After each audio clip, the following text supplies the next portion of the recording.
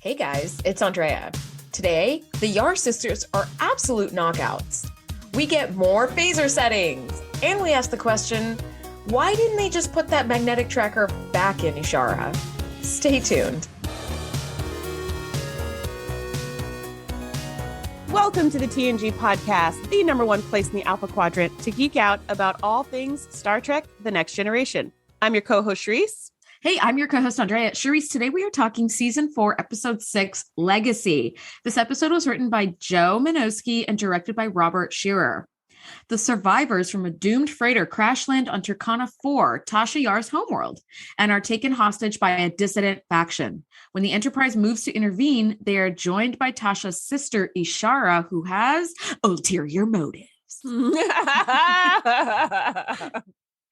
Sorry, I mean ulterior motives. So just so you know, you who are listening, Andrea and I were just talking about doing voice acting and what that kind of can sound like. And so sometimes you can be a bit dramatic and it's not a bad thing. That was one of those times. Yeah. So what are your initial thoughts on Legacy, Shereese? So I don't remember this episode. I just remember this is the one where we meet Tasha Yar's sister. So I didn't remember exactly what happened. And I don't think this is an episode I come back to a lot. So I was just like, yeah. So I was like, oh, it's the Tasha Yar sister. And I remembered something deceptive about it. But what I remembered was, because it was so vague and fuzzy, I thought maybe that's not really her sister, or they don't find out it's her sister until the end of the episode. I was like, maybe it's something like that, where they don't know who this woman is. And then at the very end, they're like, oh my gosh, you're Tasha's sister. So I was like, all right, I think it's something like that, but I don't really know. So when I watched the episode, it really felt like watching a brand new episode of Trek, because I haven't seen this in so long. I agree. This episode to me was really forgettable. And so I forgot it.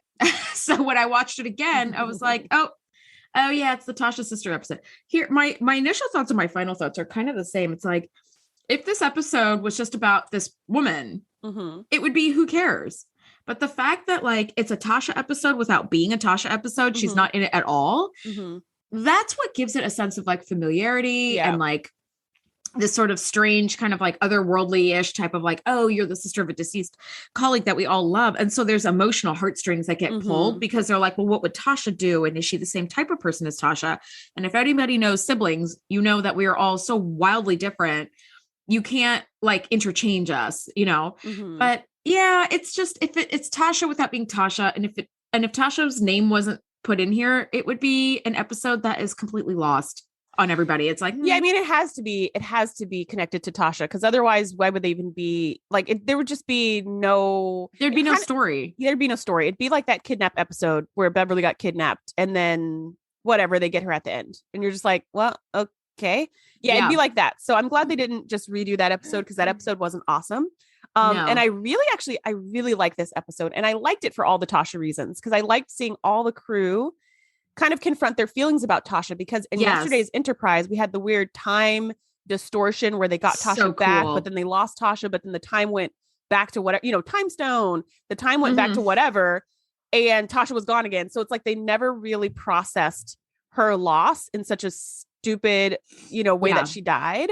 Yeah. So I really liked seeing the way the crew kind of were processing the loss of Tasha through talking to her sister in this episode. So I enjoyed it. It felt like a really good backstory episode, even though it wasn't really backstory. It was really a whole nother story. It was. That's what it felt like. It felt like it's not a starring character. It's like the quirky neighbor. It's like, it's good to have that there, but it's not like, a little bit. Okay.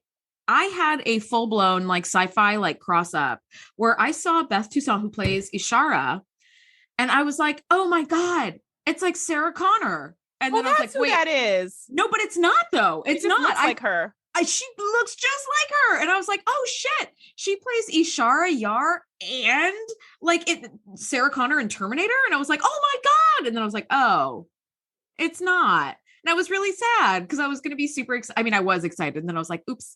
No, that totally happened to me before in like season 1. There was some woman where I was like, oh my gosh, that's Leah Brahms. Like the same woman who plays Leah Brahms. And then I Googled it and it's not, but they look almost exactly the same. Yes. Like same eyes, same hairstyle. Like Yeah. Okay. So I'm glad I'm not the only one who saw Ishara and thought Sarah Connor. Cause I was like, it's the same kind of vibe, which by the way, the Yar jeans are spectacular.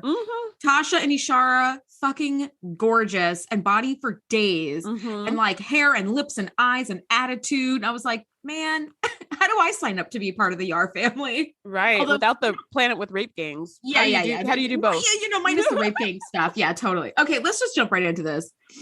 I love that at the beginning of this episode, we start off with the with the senior staff like poker scene.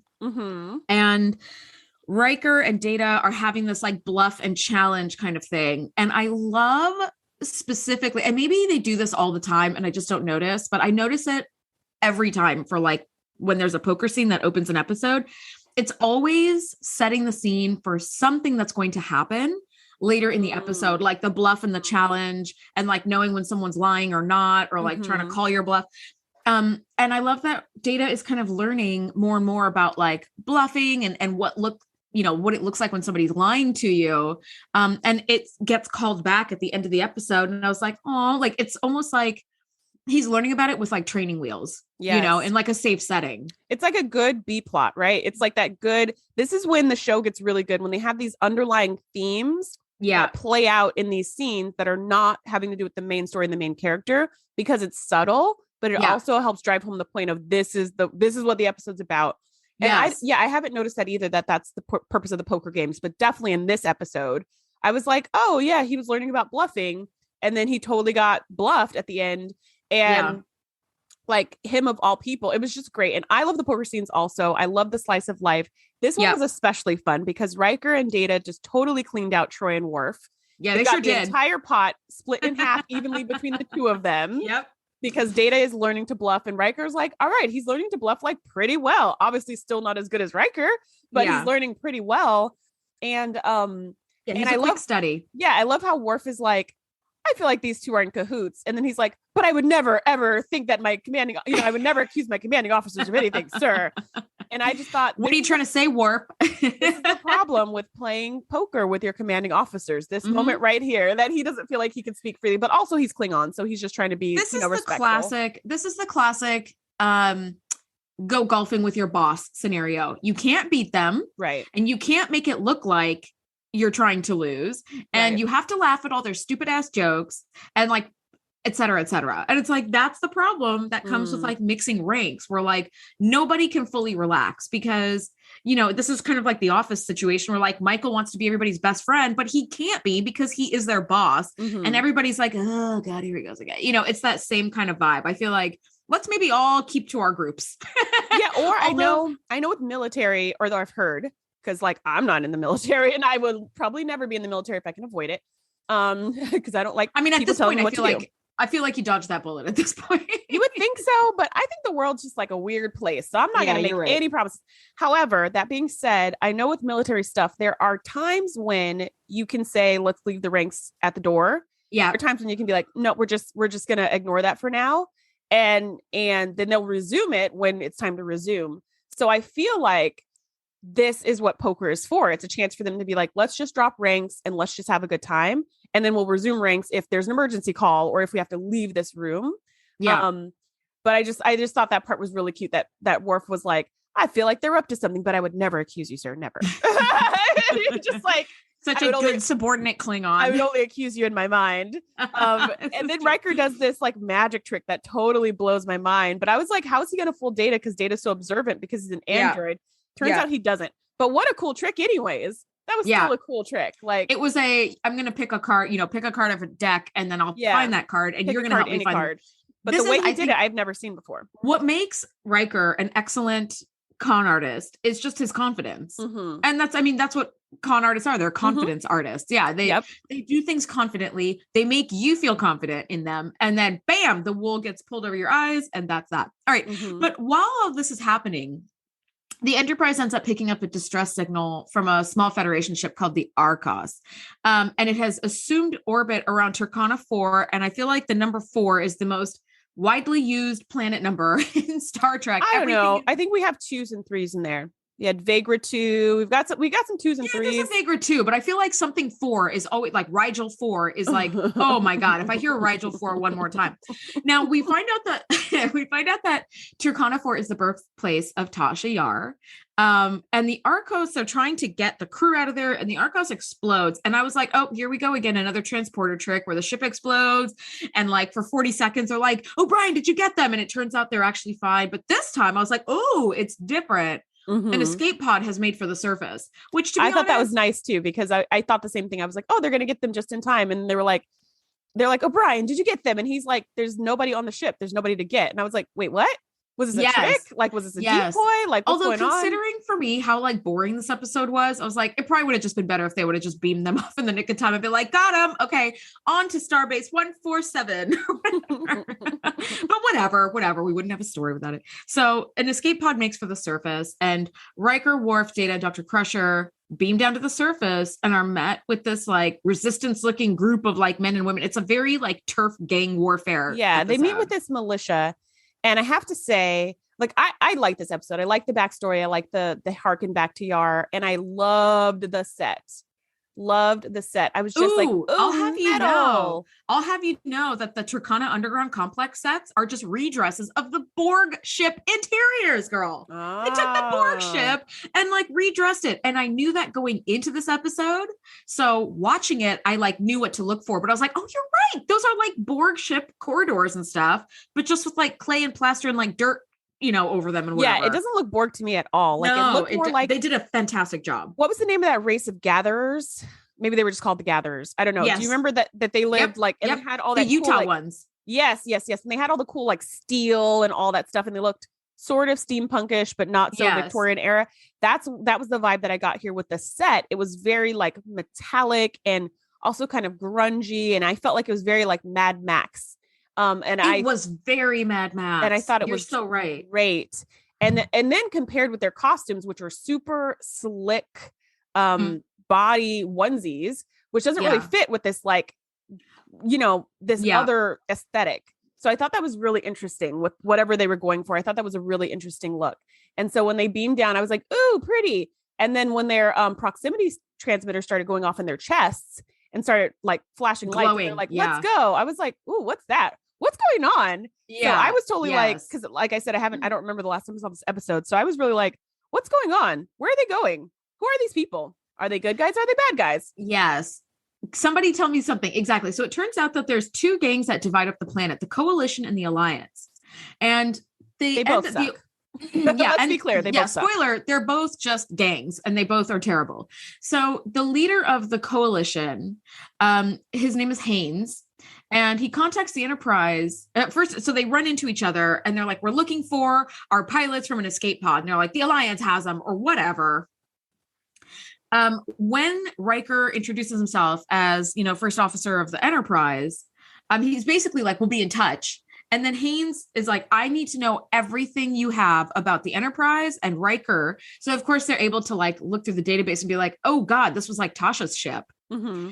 What are the odds? I was just going to say, like, what are the odds, right? Like 1 in a million, really. Yep, 100%. So Haynes contacts the Enterprise and he's like, there's somebody I want you to meet. This is Ishara Yar. And Ishara comes forward and they're like, bum, bum, bum, like, oh my God. Which surprised me because, again, I thought that they didn't find out that was her sister until the end of the episode from my vague recollection. So I was like, oh no, they knew it from the beginning. Okay. No, they definitely did. So I was like, so what's the mystery? So I kept watching and I'm like, oh, okay. So I was totally engaged because I was like, what is going to happen? I really don't remember. Now, of course, everybody aboard the Enterprise is like, is this a trick? It's a trap. It's something like, is she actually Tasha's sister? Well, Troy points out right away. She's like, he's lying. Like first of all, he's hiding something for sure. Without Troy's special powers, we all know he's lying. He just seems like a shady dude. Yeah. But she says he's lying and he's trying to manipulate us.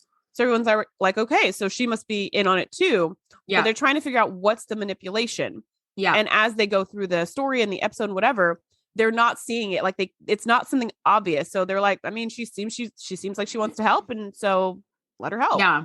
And also there's the connection with like Tasha is my sister kind of thing. Mm-hmm. Now she does beam on board and she immediately shows contempt for Tasha's leaving the planet because, who wouldn't want to stay with rape gangs, right? Roaming around. Ishara's like, I wouldn't call it like courage to leave. Like I call it cowardice, basically. Like she left in the middle of this like war that we're all part of. And this is gang warfare 101. Like these people are willing to lay down their lives for this cause when in reality, it's sort of like trench warfare, like millions of people dying to gain like 1 millimeter of ground. It's like, this is just not something worth dying for. Like it's not. Yeah. And I liked in that scene that Data was just like, wow, coward is not a word I've ever heard ascribed to Tasha Yar. Yep. And it's like 100%. Like her vision of her, but you have to remember also sibling rivalry plus gang wars. There's a lot of water under this bridge. There's a lot. Yeah. But you're just like, wow, Ishara's picture of Tasha is so different from the Enterprise's picture of Tasha. And that is what I find fascinating. That's the backstory part that I really enjoy. Yes, that was cool. There was this like conflicting kind of perspective on Tasha and like what kind of person she was. But Ishara does say like, I haven't seen her in 15 years. So, there's a lot of room for growth. Now they run an analysis to make sure she really is Tasha's sister. And ta-da, she is. Which was a relief. Which is like, she comes into the observation lounge where the whole senior staff is standing and she's like, oh, so you guys don't believe me. And they're like, we've had our doubts. And she's like, well, you can run a DNA scan if you want to prove that I'm her sister. And Beverly's like, yes, we will. I love that. When Beverly said that. She's like, we will. Yep. Like don't you worry. Yeah, that's the plan. We've already decided that's going to happen. Yeah. You can have a seat now. I just loved that. I just loved it. Like, you can run a scan, girl. It kind of was like a calling a bluff thing where it's like, fine, then test my DNA. And she's like, I will. Like there was no bluffing about it. Yeah. It was like Beverly was all about like, I'm just here for answers. Now, turns out she really is Tasha's sister. And she's like, look, I know the like rival gangs, like whole layout. And I know exactly where this escape pod is going to be. And I know like where your pilots are going to be found. And they're surely like torturing them for information. So you need to act fast, which fair point. So they beam they beam Ishara in as a decoy to set up the proximity alarms and like off they go. Cause she's got the implanted like her gang, like the Alliance, the Coalition, or whichever gang she's part of, like she's got like their little like proximity detector. So if you're the rivals proximity, like if you're in the rivals gang territory, like your thing will go off and alarms will go off. So then they'll know like there's an intruder. Now, Geordi is able to locate the escape pod and run some bioelectric scanner, like to something to the Enterprise. Something is about as good as I can get. He wanted to connect the bioelectric sensors of the escape pod to like relay it to the Enterprise so that they can like locate their downed pilots. Which like, I actually thought was very cool technology. Because I was like, oh, now we know that that's a thing. So apparently the ships themselves, the escape pods, they function to measure vital signs of anyone in them, which makes total sense because they're escaping in it. It should be measuring their vital signs and just recording that somewhere. And so they were like, if we boost that signal, it should still be measuring their vital signs. So wherever they are, it knows where they are as long as they're not too far away. And we can use that to pinpoint their location. And I was like, that's super clever because that's exactly what I was thinking. Not with the escape pod. I had no idea about that technology.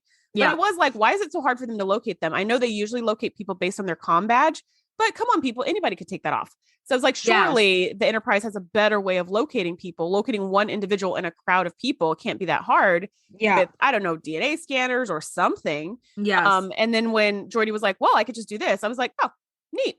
Now we know that's a thing. Yes, absolutely. And I think that is actually super useful. That is like wonderful technology. Now, Ishara's proximity detector magnetic implant like has set off the alarm. So Riker goes off to save Ishara, who's been knocked out by an Alliance gang member's like phaser. And they're like, get us out of here. And they beam onto the Enterprise. And Ishara goes to recover, from her minor injuries. And Ishara and Data start talking about her feelings. And I write in my notes, I wrote, Ishara and Data talk about her feelings or whatever the hell. Because it's, again, she's got this like unprocessed raw feelings about Tasha that she's never really, it seems like, I feel like this planet has been living in COVID times for like 25 years. where everything is just sort of falling apart and you're just trying to get by day. So there's no time to be like processing deeper resentments and feelings about family members that like are not on the planet anymore or whatever. It's like, whatever, you leave. Good. Okay, fine. Like we have to like do this other stuff that's like deadly every single day. Like I don't have time to process. But I do love that, like, again, Data is the perfect outsider's insider because all the outsiders talk to Data because he doesn't have the same like prejudices and sort of idea mindset as like anybody else on the crew. And I love that like Data and Tasha were friends and he's becoming friends with Ishara. And that was actually super cute. It was really sweet. And during this whole backstory part in 10 Forward, where Ishara is talking about what it was like on the gang and when Tasha left and how Tasha didn't technically leave her. Tasha asked her to come with her. Yeah. She had already joined the coalition and she was like, no, I've got a cause I'm going to fight for. So you can leave, you can run away, but I'm not going anywhere. It's just really sad. And this is where the manipulation doesn't start here. It started the moment she got on the ship. But this is where it deepens. And it's interesting that of all the people that she could have manipulated, she chose Data, the only person on board who you would think would be immune to manipulation, to emotional manipulation, because he doesn't run based on emotions. But that's totally her trump card, is him of all people. And it's like really sucks too, because he was quite fond of Yar.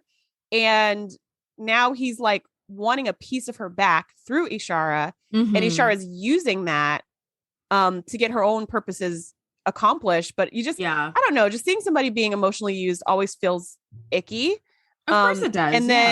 And then you just know the other shoe's going to drop eventually. Like, wait till he realizes. And it's just, I mean, for Data, it's just like, that sucks. But for anybody else, it'd be this horrible betrayal, right? Yeah. It's still just, it's rough to watch. So during this part, you're like, wow. And she's like, I want to leave this life. I want to leave the gang. I want to join Starfleet. And the next scene you see, that to me is so messed up, where she's like, I want to enroll in Starfleet Academy. And which I was like, aren't you a little old for that? But whatever. Okay. Like, no, you could join at any time. What she's just like, I don't know if she was very much like, I don't know if this is the life I want anymore. Like, and she said something really interesting in 10 Forward, where she says, this life is so different from what I used to. Just to be able to build something with other people that doesn't involve killing. Yeah. Is something I've never done. Or to be able to be intimate or close to somebody without watching your back and being afraid someone's going to do something to you as soon as you turn around. Like, this is just like getting out of that war zone, getting out of that trauma zone, and just being able to be yourself sounds really, really good. So you're like, okay, she's starting to see that there's another way. But then in the very next scene in the ready room, Data's talking to Picard and Troy, and he's just like, she loves it here. She wants to join Starfleet. Yeah. Leave the planet. I gave her like the play school, like doctor kit, like the comm badge and the plastic phaser. Yeah. And giving her some training wheels. Yeah. He's totally sold. He's totally sold on all of this. And I was like, So clearly they talked more after the scene ended, but I was like, I don't know if that she's ready to leave her world and all that stuff. And that's what Troy says. Troy's like, yeah, I don't know about that, because I'm feeling a lot of ambiguity from her. This is the only life she's ever known. It doesn't really make sense for her to leave the only life she's ever known at the drop of a hat, especially if she didn't leave it for her sister. Why would she leave it for us now? Yeah. But Data's just like, no, I believe her. She wants to come with us. And you're like, oh, sweetie. I think that this is actually it's a very real thing. And I heard this saying once, and it rings really true here, where Ishara has been living this like horrible life. Like, she's just been living in trauma constantly her entire life. And she said she wants to leave and join Starfleet and like change her life around. And when Troy says like, this is the only life she's ever known, the phrase to me that springs to mind is, the devil you know is easier than the devil you don't know. And I don't know if I'm quoting that exactly right, but it's essentially, you're in an unhappy situation and you want to make a change for the better, but it's also very scary because this is the only life she's ever known. And it's a terrible and trauma-based life, but like, she knows how to live it though. She knows how to live it. Like, she has made that her skill set. Throwing her into like an ultra safe environment with like no danger lurking in every corner, she's going to have a hell of a time adjusting to like what we would consider a normal life. So the devil you know is easier than the devil you don't know. Yeah. Yeah. What does she do with herself? And it reminds me of Maslow's hierarchy of needs, where at the bottom, it's like safety and security. And at the top of that pyramid, it's like self-actualization, like following your dreams. But at the bottom, it's like food, shelter, people not trying to murder you and rape you every 2 seconds. Yeah. So she's at the bottom of this pyramid, just trying to survive. And people in Starfleet are at the top of that pyramid, just living their dreams. There's a whole lot of stuff in between. So I agree, taking Ishara out of this needs-based life, she would not know what to do with herself. How do you jump that whole triangle and say, oh, I'm safe, I'm secure, I've got food, I've got clothes, I've got this, I've got that. Now I can just follow my dreams. And you know what? I remember when I first started teaching, I was a college professor for many years, and I would teach at all these different schools that had underrepresented minorities and international students and stuff. And I remember I was talking to this one student, and he was from a small country in Africa. And he was like, what kind of job should I get? And I was like, get any kind of job that you want. You know, he's like, but what can I get with XYZ degree? And I was like, well, you could do this, you could do that, you could do that. Just pick the one that you like the best. And he was just like, he was like, you Americans are always talking about picking jobs you like. I don't need a job I like. I need a job that makes money so I can send it home to my family. And I was like, oh yeah, it's a totally different mindset where he's like, like is not even in the picture. We're just talking about survival. And I was like, well, in that case, this, and this job makes a ton of money. You may hate every second of it, but it's going to make a lot of money and it's going to send it back to your family. So that's the jobs you should go for. But that's what this is reminding me of, where he would just be like, you know, they'd be like, follow your dreams. And she'd be like, what dreams? I literally have never had a dream besides being able to wake up the next day. No, absolutely. I think that actually makes perfect sense. And that I think is where like the really interesting portion of this episode comes into play. It's like, she's Tasha's sister. I don't care. Okay. We're trying to get these down pilots. Don't care. They're going to get him in the end. We already know this. It's whatever. Or they don't. And again, who cares for the story? But yeah, it's the idea of like, I'm going to leave this like deeply traumatic, dangerous life I'm living to join this like safe one. Sounds like a no-brainer, but yet this is the nature of trauma. Trauma is like an octopus made out of smoke. It just kind of tangles itself in every corner of your brain and makes you do things that you don't even realize why you're doing them or how or who, right? It's just, this is how it is. And we actually see this little bit of deception start to happen where, you know, Ishara is like, I want to join Starfleet, Data. I want to be your best friend, and all this stuff. And Ishara tells Data that she owes it to Haynes to tell him she's not coming back. He's been my cadre, like the leader of my gang, my whole life. I owe it to him to tell him I'm not coming back. And Data's like, well, do you want some privacy in the observation lounge? And he's like, you know, Ishara's like, yeah, that's probably a good idea. And when she reports to Haynes, she goes, it's working. And I was like, oh, God damn it. God damn it, Ishara. Like that was my first thought. I was like, what are you doing? Because for me, this episode was really forgettable.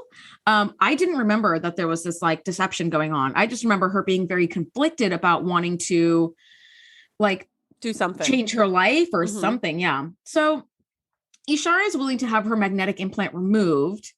So she has it removed, and they put this, which is really important because those proximity sensors, you can't just cut them out because if they're exposed to air, they explode. That's right. So, which is crazy. And it's put directly over your heart.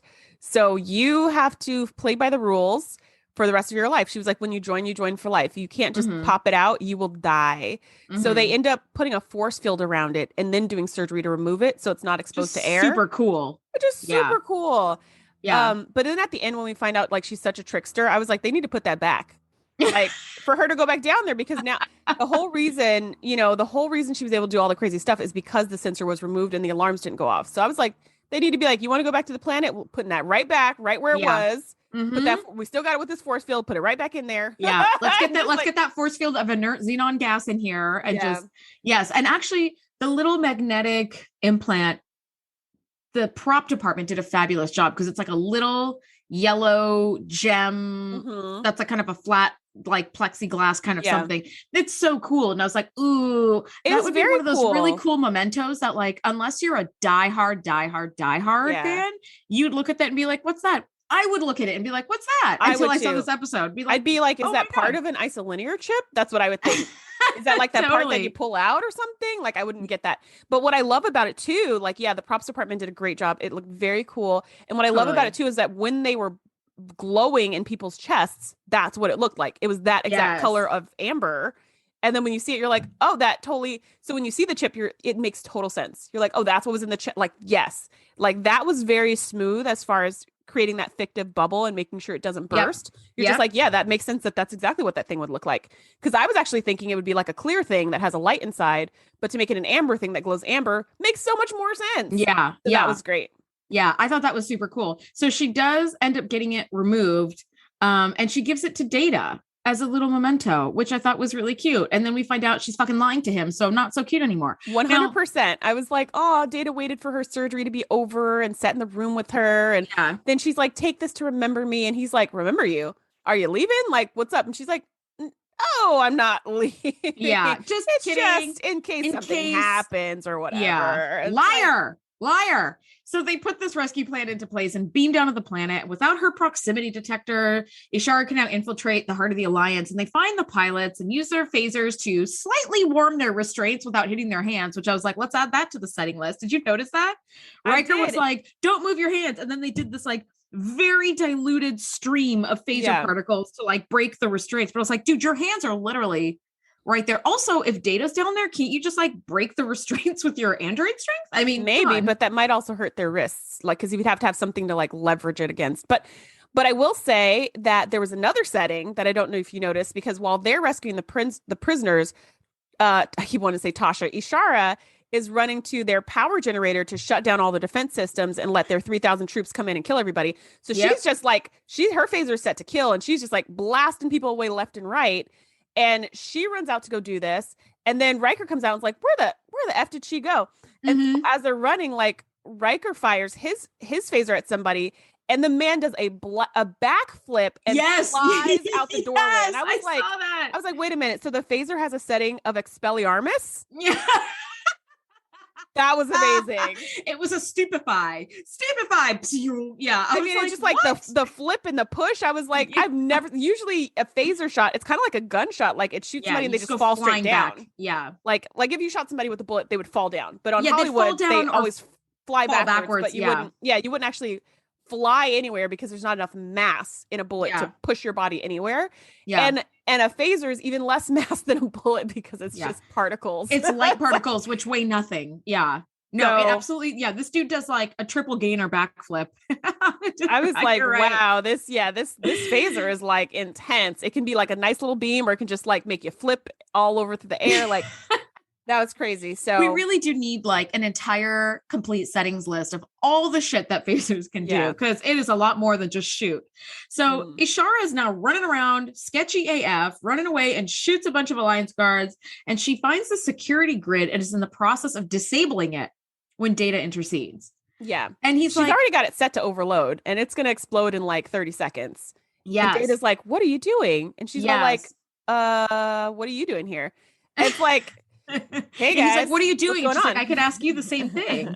Yeah. So she never cared about helping the Federation or never cared about leaving the coalition. Yeah. She and Haynes have devised this plan that as soon as the security grid overloads, there are 3,000 coalition troops waiting to breach the perimeter to disable, all the Alliance troops to kill them, basically, to come in and slaughter everybody. Yeah. And the one thing, and I think that Beth Toussaint did a fabulous job as Ishara, because she clearly cares something about Data, because she's like, none of this matters. Like, if I die, this is something I'm worth it's worth dying for. I can lose my life over this if it means like ending the Alliance and ending this like gang warfare, but you don't have to die. Like, if you just get out of here, just leave. Like, she's getting frantic, and it's such like, I loved the acting on that. I was like, oof, I felt the like intensity and the worry, and Data's the authenticity for a change. Yes, and Data's the perfect foil because he doesn't get panicked or worried. He's like, I don't understand why you're doing this. Like, he's so calm, and in the background, this like thing is like it's getting louder and louder, and you're like, Data, fucking run, dude. And she's like, get out of here, and he's like, explain to me why you're doing this. You're like, this isn't the time. Like, I would be in hysterics, like running down every effing corridor trying to get out of there. Yeah. 100%. Yeah. And she has a phaser on him, and she's like, I will kill you if I have to. And I thought, like, really, you're going to phase him? You can't kill Data with a phaser. But then when she said the whole thing's going to overload, it was just like, he said that if we stay here, we're going to die. Like, we will die. If you will die just as much as me. And she's just like, I'm okay with that. I'm okay with me dying. I'm not okay with you dying. You need to get out of here so that our plans can go through. Yeah. And so she did care about him on some level. She did. And then thankfully Riker comes to save the day and kind of distracts her. So she turns just long enough for Data to stun her. And then Riker's like, what the heck's going on? And Data like quickly walks over to the panel, and does like doop, doop, doop, doop, doop, doop, doop, doop. Yeah. And you're like, sure, thank God it's Data, because he was able to calculate and, undo whatever all she did that. Yeah. within the 10 seconds they still had before the whole thing exploded. But yeah, it was just really sad, that moment where Data's just like, so none of that was true. And you didn't really want to be my friend. And then he even asked her, was all of our friendship a big deception? That was all part of this? And she was just like, well, yes, basically. And when Riker looks at the phaser, it was set to kill. Like, she would have just killed him. It was like, duh. Which, I mean, I feel like she had set the phaser to kill before she took off running, because she killed a bunch of Alliance guards. Yeah, she killed a bunch of people on her way. It's been on kill. One way or another, if he stayed there, he was going to die without Riker's intervention. I was so sad. I was like, she fired at Data, but Data she did, and he dodged. He just dodged it because he's an android. And also, he's like super fast and super strong. I just don't think she would have been able to hit him at all. And he could have just crossed the distance and taken the phaser from her. Yeah. And just been like, doop, doop, doop, doop, disabled. Yeah. But he wanted to find out what's going on first. You're like, yes. Now, when Riker shoots her, she falls down, and I was like, oh my God, they killed Ishara. But in the next scene, we see that she's alive, and they bring her to the bridge to answer to the captain. And it was actually Data who shot her. And it was Data. You're right. Which is like kind even of worse. The sweet sad part, right? Is like one of them had to shoot each other when this whole episode was them becoming friends. Yeah. And like, you have to shoot your friend before your friend tries to kill you. That makes me so sad. Yeah. They bring her back to the captain. She's like, I did what I had to do. And Haynes is like, you have no jurisdiction to keep her. And so there starts to be a little back and forth, and between Riker and Haynes, which is so great. Which is Riker's great. Like, how dare you? And he's like, how dare you? And Picard's like, stop. Captain's like, doesn't matter who. Doesn't matter who. You know just get her off the bridge. Data just get her off the bridge. To the transporter. Just like, go. Right. And Riker's like, biting his tongue. And then Haynes starts going, well, great. In the entrance of peace and blah, blah, blah, cut the screen. Because he had said that in the beginning, all this peace stuff. And Beverly had said, this is your 7th time saying peace in the last 2 minutes. So that makes me believe you want absolutely nothing to do with peace, because you're saying it a bit too much for it to be believable. Yeah. So anyways, he starts going back into his peace speech, and Picard's just like, cut the screen. So he's like, and in the interest of and it's just like so great. It is great. They're walking, Ishara and Data are walking to the transporter room. And again, this is where I was like, wait, did they put that thing back in her? Because they should put that back in her before she leaves, but they didn't. Yeah. So she's walking, and then she's just like, you haven't said anything to me, Data. And he's just like, what do you want to talk about? But it's like really interesting, because he's kind of giving her the silent treatment, but not really. He's not being malicious or anything. It's just like, he just doesn't have anything to say to her anymore. He has nothing to say to her anymore. Exactly. When she was going to stay on board, he was, what are your plans? And, and he even said, like, I want to keep you here. I want you to stay with us. So now that you're leaving and you lied to him and all this was a lie, there's really nothing to talk about anymore. So she's feeling really remorseful, and Data doesn't care one way or the other. He's just like, well, here's a transporter room. Peace out, yo. And she gets on the transporter pad, and she says, you know what? It wasn't all a lie. Because he had asked her that question right before they shot each other of, was it all a lie? And she was like, no, that discussion we had in 10 Forward was the closest thing I've ever experienced to friendship, where it's just no strings attached, no ulterior motives from Data's side. That was the most intimate thing she's ever experienced. So she was just like, I hope you forgive me. And he's like, he opens his mouth to say something, and then he goes, energize. It's just like whatever he was going to say to whatever he was going to say, it just didn't need to be said. And you could just see like kind of the sadness in her eyes. And it's really hard to feel bad for her, because she totally lied and manipulated him. Well, I mean, so this is the classic, like, you're doing something shitty, and then you're sad that you have a consequence for it. And it's like, well, that's what happens when you do something shitty, buddy. And you're just lucky that they sent you back, because they could have done anything. Yeah, they could have dropped you off at a starbase, or like, Riker even said whatever. She attacked 2 Federation officers. Basically, they could do whatever the heck they want with Federation law, and the planet can't do anything about it because they have no government. They have no ships. They can't come after them. They could have done anything they wanted with Ishara. Yeah, so you're lucky you get to go back. They could have spaced her. Let me tell you, if this was the Expanse, they would have just thrown her out of airlock. As soon as they found out she was like not on the level, they would have taken her back to the ship just to throw her out of airlock. Yeah. So like the fact that they sent her back, she should be thanking her lucky stars. She gets to go back to her life of crime and drama and the only life she's ever known. And she also doesn't have that implant in her chest, so she can be their sneaky little stealth to like break in and whatever. Yeah. And the fight between the Alliance and the Coalition continues, as it will into forever. But Now, I thought that was where the episode wrapped, but actually there's one more little scene where Data goes to see Riker and talks about how like easily misled he was by Ishara. And I was like, oh, this is the callback to the poker scene where it's like, I was misled. And he goes back to the person who was bluffing with him at the beginning of the episode. And he's like, why can't I stop thinking about her? And I think that that is such a like lovely question for Data to pose to a human, because sometimes you just can't get somebody out of your head, or like sometimes you just, you know, you have these moments that like stick with you. And I love that it happens to androids as well as humans. And Riker's like, you trusted her. And because of like, without trust, there is no friendship and no closeness. And you formed a closeness with Ishara and you trusted her. And when that trust is like damaged, it's really hard to get it back, if ever, you know, like that's a real thing that humans experience. And I love that he was also experiencing that and going, why am I experiencing this thing? Like, what does this mean? Really and Riker's really the perfect person to talk to, because he's got a lot of emotional intelligence, I have to say. He really does. He was talking to Data about like what all happened with the deception, because Data was just like, I'm so surprised that I was deceived. Like, how did I get bluffed? And Riker's like, I did too. Right. Because they were both the best bluffers in the poker game. And he's like, not only we all did, but I fell for it just as easily. And he said, when you trust somebody, you open yourself up to betrayal. And Data's just like, oh, okay. So then it's better to not trust. Got it. Right. And that's what we as humans, it's like, no, buddy, that's not, no. But that's what we as humans do. That's what defense mechanisms are, is because you trust somebody, you get your feelings hurt, and then you go, I'm never going to do that again. Fill in the blanks with whatever that is. And Riker's just like, oh, no, you have to trust, because that's where like the goodness of life comes in. And he goes into all that stuff about all the benefits of friendship and closeness and all that stuff. And he was like, so Data's like, so then it's worth risking it. And Riker's like, each and every time. And of course, Riker would say that because he lives that. He will risk it every time. Yeah. And Data's just like, well, I'm glad that I don't have the emotional hangups you humans do, because that sounds awful. You know, he's like, what a relief that I'm nothing like you.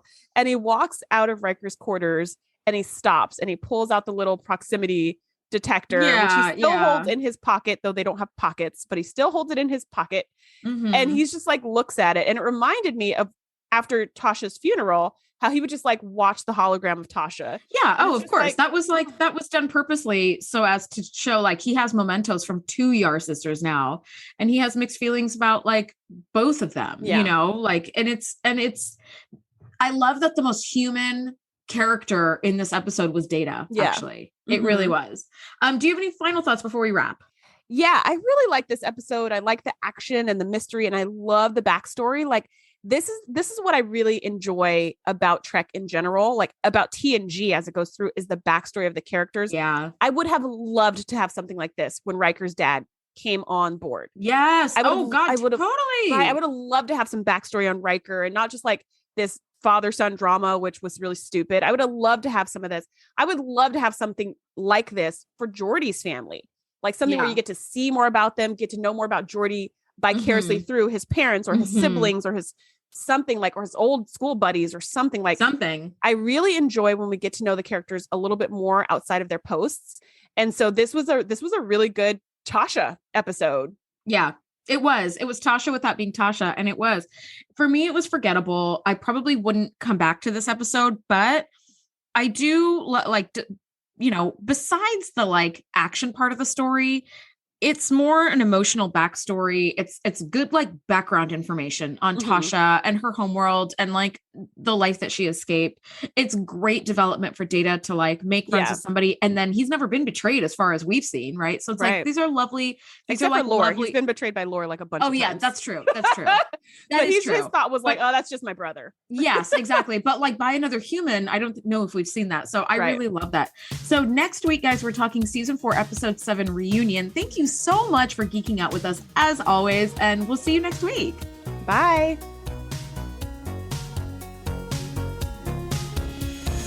Thanks for geeking out with us. Be sure to join the crew at thetngpodcast.com to be the first to know when we do our live shows or host events exclusively for our members.